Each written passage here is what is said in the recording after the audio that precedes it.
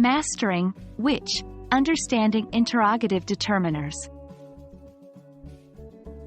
Hello, language learners.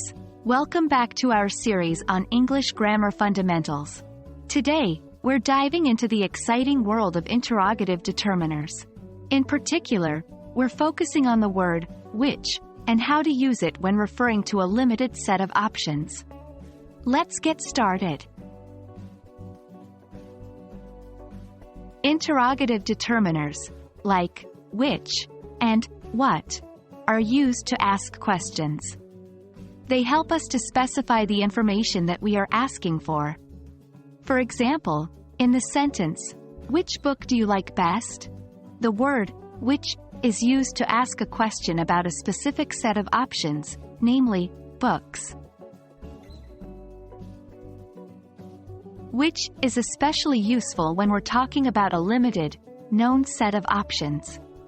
We use which when the person we're talking to knows the possible answers to the question. For example, if you're at a cafe with a friend and there are 3 cakes on display, you could ask your friend, "Which cake should I choose?" In this situation, both you and your friend can see the options. There's a chocolate cake, a carrot cake, and a cheesecake. So, the question, "Which cake should I choose?" refers to this limited, known set of options. To fully understand how which works, it's best to see it in various contexts. Here are a few examples. If you're at a concert with multiple bands playing, and you're discussing the performances with a friend, you might ask, "Which band did you like best?" This question refers to a limited set of options, the bands that played at the concert.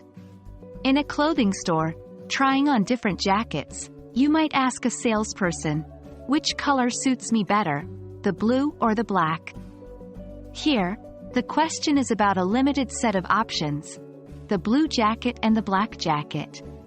Remember, which is all about specificity and limited options.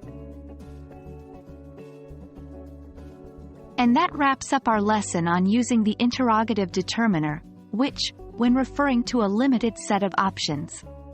By using which correctly, you'll sound more natural in your English conversations and be able to ask more precise questions. Keep practicing and soon, it'll become second nature. Until our next grammar adventure, keep learning and happy studying.